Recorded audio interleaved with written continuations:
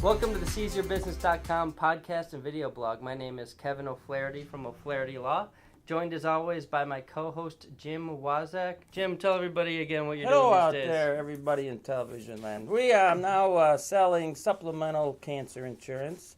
If people get sick with cancer, there's a lot of bills not covered by the standard medical coverage. Our policies step in and pick up a lot of that. And what's nice is if you never use the policy, you eventually get all your money refunded.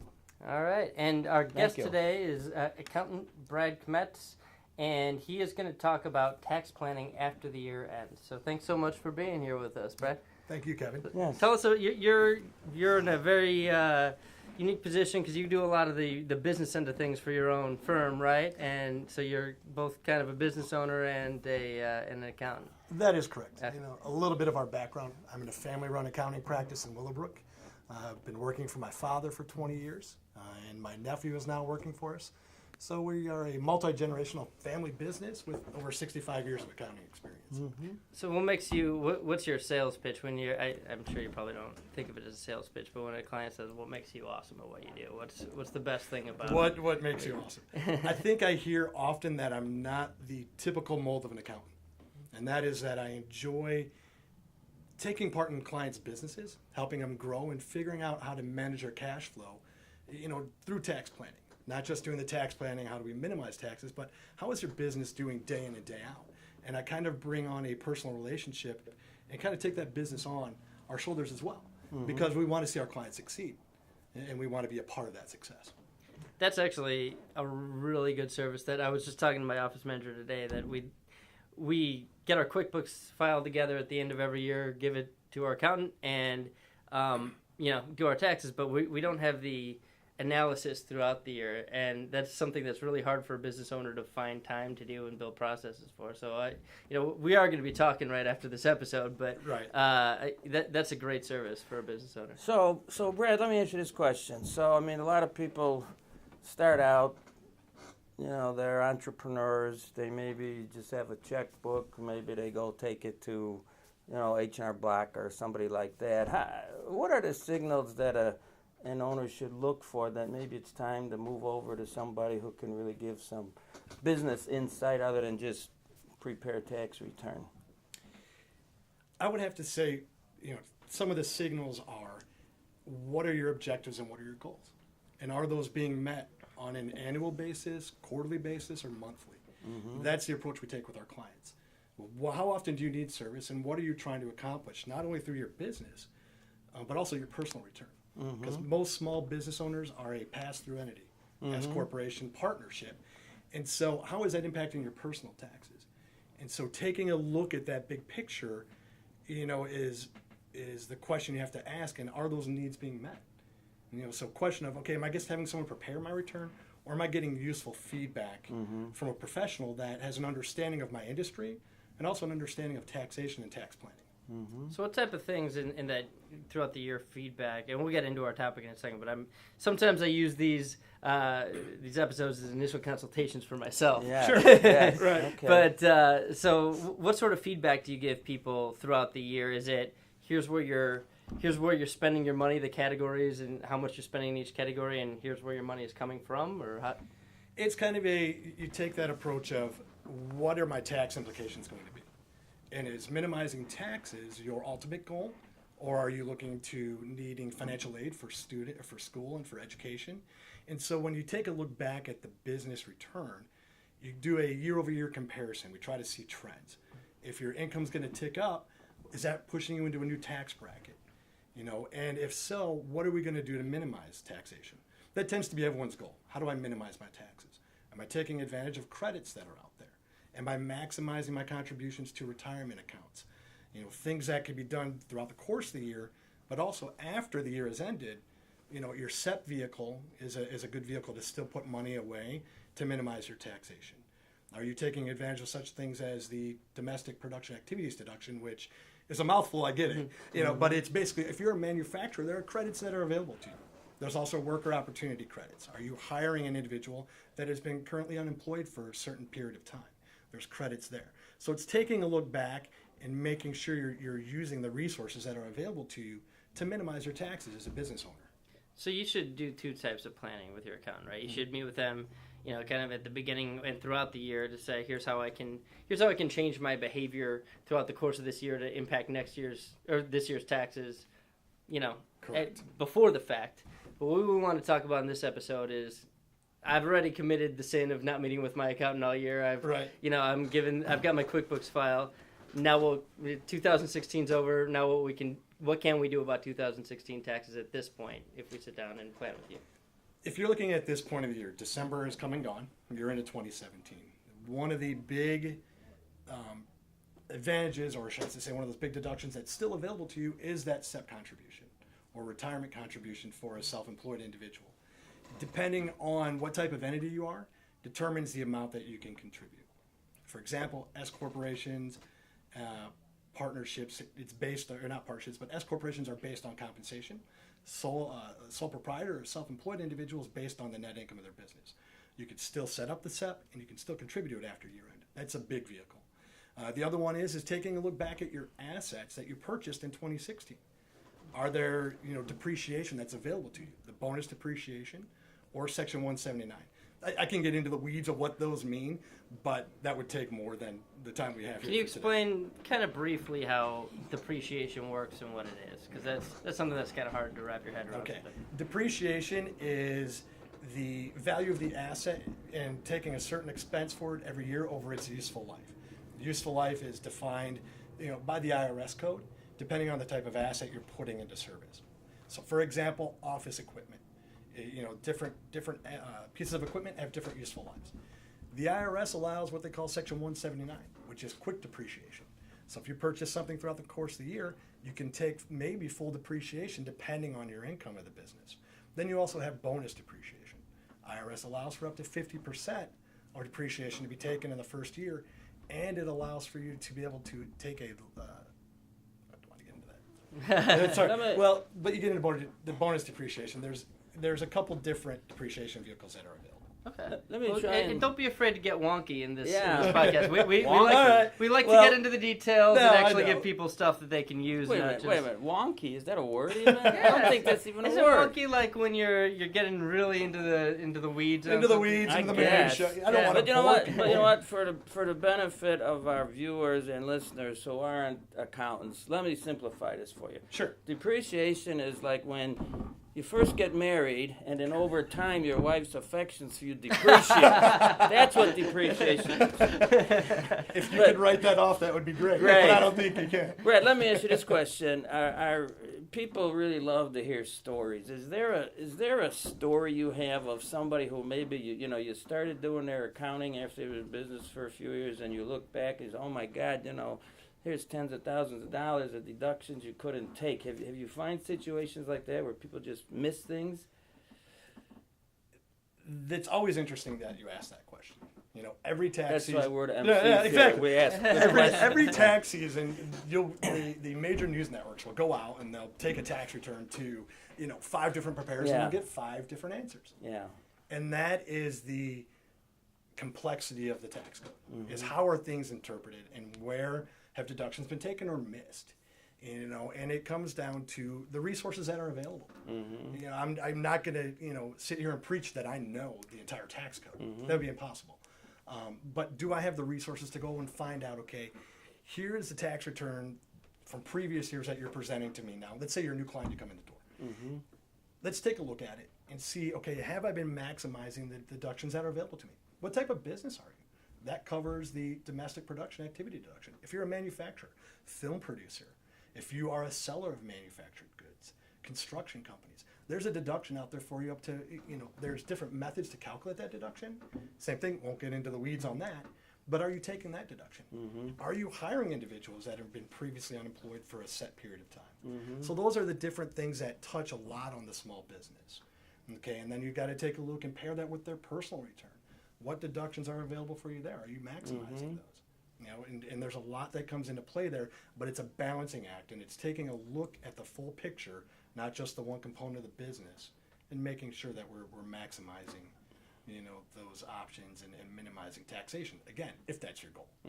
So a lot of people, when they think about doing their taxes, think about bringing like a box of receipts to their accountant, and we're in an electronic world where we can get everything off of credit card statements. And if someone hasn't been doing any planning throughout the year, they've just got their QuickBooks file and it's up to date, and they give that to you. Right. What does the process look like for you to investigate what their year was really, and what deductions they can take? What does the process of working with you look like? Okay. It's great that you say that, because we still get documents in all shapes, ways, and forms. Boxes to QuickBooks to files drop through Dropbox, you name it. We're getting documents in so many different methods these days. I caution, and this is based off of communications with examiners from the IRS, you still need your backup documentation. Okay? As a preparer, this day and age, it's impossible for me to go through all of your stuff and go through a box of receipts. There becomes a certain level of, okay, if you're using an in-house bookkeeper, making sure that they're putting things kind of where they need to go. We'll review and look through those categories to make sure that they're accurate and they're reconciled, correctly, but making sure that you have every single receipt, we kind of make sure that the client understands that. However, going back to the examination thing, the IRS still wants to make sure you have those receipts. A credit card statement is not sufficient support documentation for an examination. Really? They need the actual receipt. Okay. And there are different time frames for how long you have to keep certain records. Same thing, long list of 3-year, 5-year, 7-year, or indefinitely. And feel free to give me a call and we can give you that list. How do business owners do that practically? Because like for our business, we have 6 different people out there spending money in our business. 6 different people with credit cards. Do they just keep a shoebox basically full, drop the receipts in a shoebox, and if they get audited, then they'll organize the shoebox? Or It depends, because when it comes down to an examination, we're going to bill based on our time. And so if we're going through that shoebox, organizing, reconciling, there's going to be more time. If you have it organized, individual envelopes inside that shoebox, that's great. So by month or something? By month, by category, works out well in that. So, but yeah, you're going to recommend keeping the receipts. You really you harshed my buzz there, Brad. Yeah. Well, unfortunately, we had an examination that we represented clients for this year, and the individual that we met with from the IRS said, we're still looking for these items, and that the credit card statements are not sufficient. Wow. So to kind of steer back to the Sure. main body of the topics, you talked about, retirement account contributions is one thing you can do after the fact, industry specific, basically credits or however you accountants put it, Right. and depreciation. What are the other big things that a business owner should be thinking about at this stage of the game, or do they just meet with you and let you think about it? Well, that's part of it. Yeah, they meet with us and they let us think about it, and that goes into when we bring on a client is at least at a minimum trying to do quarterly consultations, and taking a look at the ones that we talked about, the retirement contributions, the credits available, and depreciation. Make sure you're maximizing that there. Those are pretty much where you're at this point in the game. But now it's preparing the return in a timely fashion, because here we're already in February almost, and trying to make sure that we're ahead of the curve for even 2017 planning. Okay, are you going to be required to make estimated payments? What are those amounts going to look like? So that you can, have the cash flow there in a timely fashion. When are you required to make estimated payments as opposed to just doing annual taxes? Estimated payments are due quarterly. I mean, what sort of businesses are required? Is it an income threshold, or? It is based on the income threshold based off of your personal return, and depending on what type of entity you are. So if you're a pass-through entity, it's going to go back to your income threshold and your tax threshold on your personal return. Okay. And then you're going to be making them at the personal level. If you're a C corporation, which is not a non-pass-through entity, they still also have tax liability thresholds that they have to meet, and paying those taxes in on a quarterly basis to either the state or to the federal government. Is it based on the previous year's return, or is it based Correct. on? Okay, so you'll tell me if I hit, if you're my accountant, you'll tell me, all right, next year we got to do this quarterly. Correct. Okay. Do people do it quarterly voluntarily sometimes? Do businesses do it voluntarily quarterly? Do people almost universally do it yearly if they can? Most people, depending on the mechanism or the vehicle. So if you're a pass-through entity and you're on a W-2, generally your wages and your federal income tax are meeting your deposit requirements or your tax payment requirements. If you're a business, that vehicle becomes then, like we were talking about, the quarterly payments. And that's going to be based off of the prior year tax level. And then you're going to be required to make those. If not, you're going to be considered possibly in a penalty situation come filing time for this year. And that brings me to one note. For this filing season for businesses, partnerships moved up to March 15th. Previously, they were April 15th. But in order to allow people the opportunity to get their personal returns done by the April 15th deadline, they moved the partnership or pass-through entities up. So that includes S corps and LLCs. S corps have been a March 15th. C corps were March 15th. They have now actually moved back to April 15th. Okay. Since they pay taxes at the corporate level. Well, that's good to know. So let me ask you this question. So if a lot of smaller businesses are like subchapter S corporations. Yes. Is there a formula you use, assuming they're profitable, in terms of how much they should take as salary versus, return of capital or whatever? Are there any guidelines for that? Can I lay out a little context here? So for subchapter S corporations, you only pay self-employment tax on your salary. So you can take profit free and clear of self-employment tax. So I always tell people to talk to your accountant about what you can get away with, how low you can get away with paying yourself a salary, because you want to make it as low as possible because that's what you're paying self-employment tax on. So I think, is that kind of what... Yeah, that's what I was trying to ask our guests. Yeah, I just want to make sure we have some context on why you're asking the question. It's an interesting question because there are IRS guidelines that they like to see of a ratio of compensation to draw or distribution. As Kevin touched on, compensation is taxed for self-employment tax. A draw or a distribution is not. However, it's still included in your net income of the business, where it's going to get taxed for federal and state tax purposes. Goes back to that SEP contribution, IRA or SEP contributions. It depends on what your goals are. If you want to maximize the SEP contribution for 2016 is $53,000, it's based off of compensation. Compensation of an S corporation officer or shareholder could go up to 25% of, I think it's 275,000 or 260. I can't go figure. I can't do the math in my head. Yeah. Whatever 25% is to get you. We have accounts for that. Exactly. We have accounts for that. But anyway, so that depends on what your goals are. Do you want to show more compensation so that you're maximizing your contributions into those retirement vehicles? Okay. Or if you're trying to minimize self-employment tax, where's that threshold that the IRS has established that you can, your minimum compensation to make sure you're meeting their guidelines? Do you have like a resource you can go to say, all right,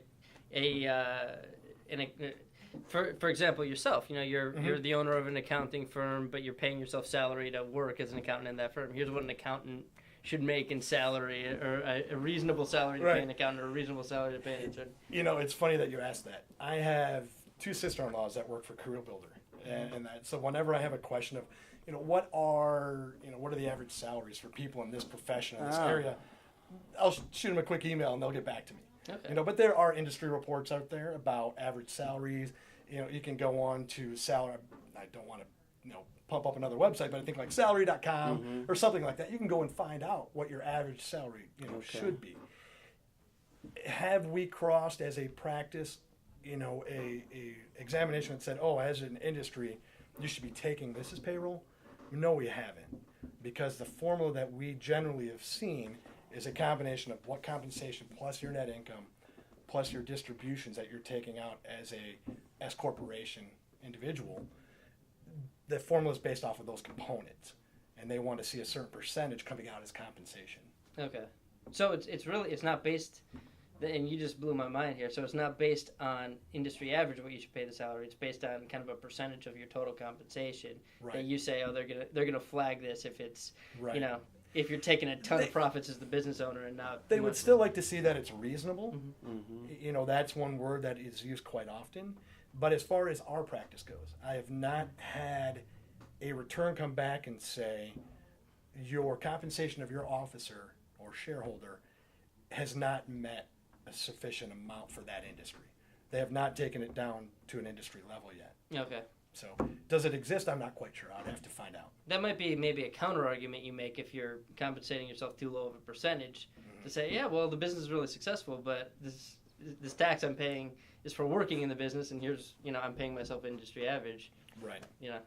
All right, well, thanks so much for sharing you're your welcome. wisdom with us Thank you today. for being with here. How can people reach you if they need a great accountant? All right. Well, great accountant. Appreciate that. Yeah. The name of the practice is G. James Kmetz CPA, and we are located in the Community Bank of Willowbrook, which is on the corner of 63rd and 83. Can reach us by phone. Can reach us, on the web at kmetzfinancial.com. What's your phone number? Phone number is 630-325-1527.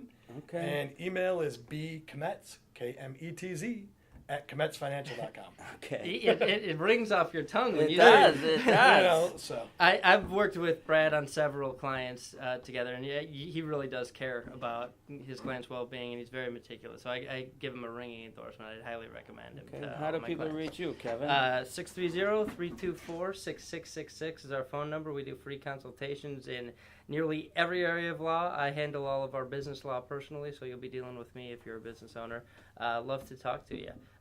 Jim, how can people reach you? 630-272-3895. 630-272-3895. Check out more of our videos, podcasts, and articles at seizeyourbusiness.com. You can check out my legal video blog and podcast at learn-about-law.com and our makingrealestatefun.com podcast and video as well. We're all kind of in the same family here. I want to thank Tom Weiler from Weiler Studios for doing our video. If you're a business owner and need videography, he can certainly help you out. WeilerStudios.com, and that's Weiler with a Y. Thanks so much for listening. Thank you.